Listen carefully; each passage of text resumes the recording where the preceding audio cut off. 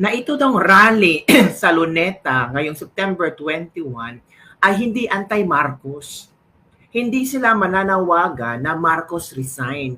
Kasi daw, kung mananawagan sila na Marcos resign, ay posibleng si VP Sara ang maging presidente. Takot sila na si VP Sara ang magiging president. So yung rally nila ay para sa korupsyon. Ang tanong, saan nagsimula ang korupsyon? Dapat patalsikin yung puno ng korupsyon. Sino ba? They never ask themselves, sino bang pumirma sa budget? Hindi ba nagbasa ang pumirma sa budget sa 2022, 2023, 2024, para sa 2025? So hindi niya alam na ganito gastuhin ang pera ng taong bayan? Nakakatakot, no? They're having rally for corruption. Para saan? Para kanino? Ayaw nila kasing i-mention na anti-Marcos kasi, or Marcos resign, kasi gusto nilang patalsikin si VP Sara. Ang gulo-gulo talaga. Nagrally sila para sa korupsyon para patalsikin si VP Sara. Pero yung presidente na siya ang nakaupo ngayon na alam ang korupsyon at posibleng author ng korupsyon, sabi nila, hindi ka talsikin. Kasi ayaw na nilang makaupo si VP Sara. At eto pa, may isang congressman na nagbayad ng tao, mga tao, para hindi aaten ang mga taong iyon sa rally bukas sa September 21. At may revelasyon dyan. Naku, una nating basahin ito ha. Ito. The Palace respect anti-government rallies. Calls for unity amid probe on flood control mess. Sabi ni Attorney Claire Castro. Suportado ni Attorney Claire Castro ang tawag na rally. Wala namang problema kung suportado nila ang rally. Pero ang tanong, para saan ang rally? Para sa corruption. Tapos, sino ba ang tinatarget natin? Corruption. Then after this, anong mangyari? Wala. After ng rally, walang mangyari. Diba? Malaki yun. Saturday said that President Bongbong Marcos Jr. respects anti-government rallies as part of the people's right to express their sentiments as long as they remain within the bounds of the law.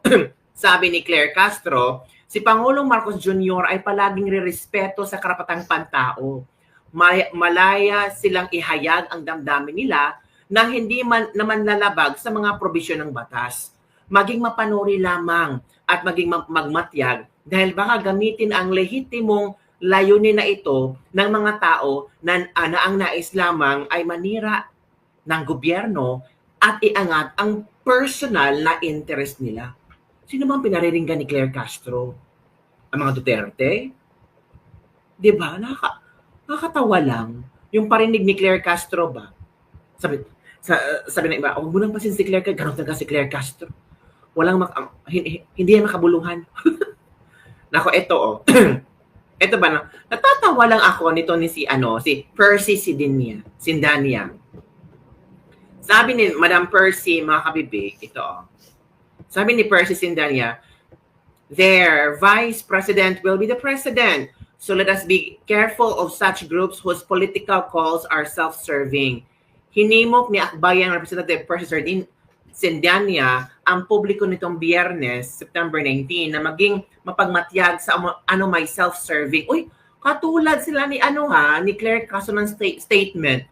Ang sabi ni Claire Castro dito, mag-ingat na dapat mapanuri ang gobyerno sa mga taong gustong manira sa gobyerno at iangat ang personal na interest. Kang Percy naman, self-serving political position ng mga Duterte supporters. Take note mo ha, he mentioned the word Duterte supporters na nais maghanap ng mga taong gustong paalisin si Pangulong Ferdinand Marcos Jr. sa pwesto mula sa ganaping rally sa linggo. So it means, suportado ng akbayan si Pangulong Bongbong Marcos as president. Kasi ayaw lang umupo si VP Sara. So kung anong klaseng korupsyon meron ang gobyerno na ngayon sa pamamalakan ni Bongbong Marcos, suportado ng akbayan as long as hindi makaupo si VP Sara bilang presidente. Sabi dito, ito ay kasunod ng may balak na umano i-hijack ng mga DDS. Wow, grabe naman ang word hijack. Sabi dito, we need to read between the lines regarding the Duterte's group's call, which has been trying to ride our protest movements this coming Sunday. And with the call for President Marcos' resignation, who will benefit from this ouster's call. Bakit? Ang gulo, no? Ano bang gusto niyong ipaglalaban ngayong September 21? Anong gusto niyo? Ang gusto ninyo, si BBM manatiling presidente, pero resolbahin ang korupsyon.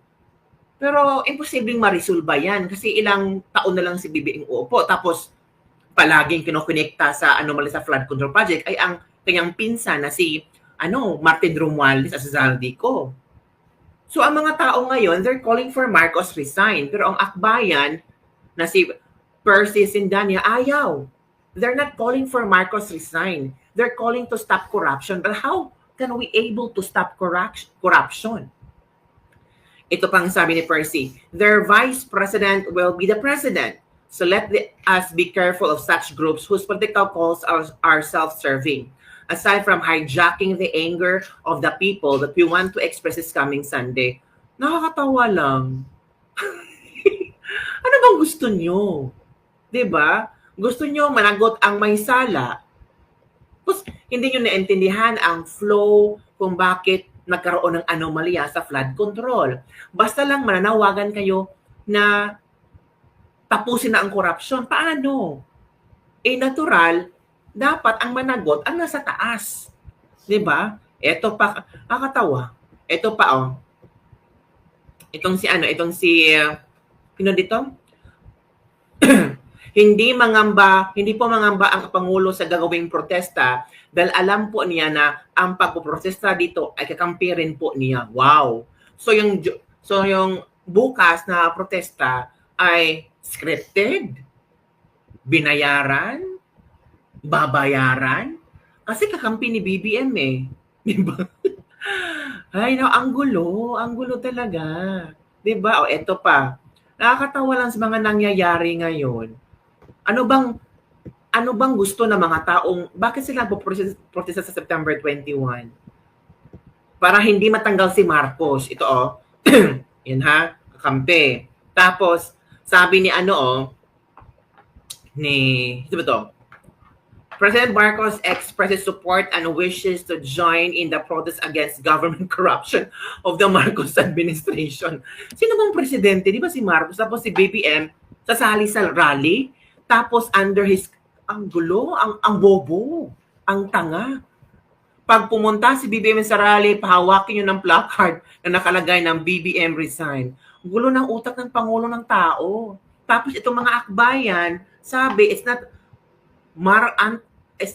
anti-Marcos rally. Pero si BBM, posibleng pupunta sa rally. Para saan ang rally? Diba? Diba it's about corruption sa Marcos government?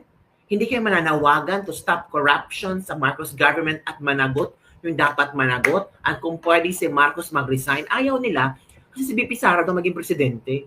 Ito pa, Kiko D says, trillion peso march not anti-Marcos protest. Wow, trillion peso ha. Maybe it's because of the anomaly sa flood control. Not Aquino pa to ha. Aquino to. Ito pa.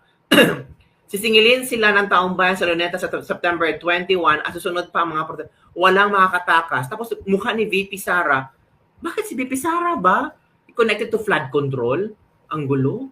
Diba? Ang gulo-gulo. Eto, mas maguguluhan kayo kasi meron ng nagsalita tungkol sa congressman na di umano'y mga kabibig.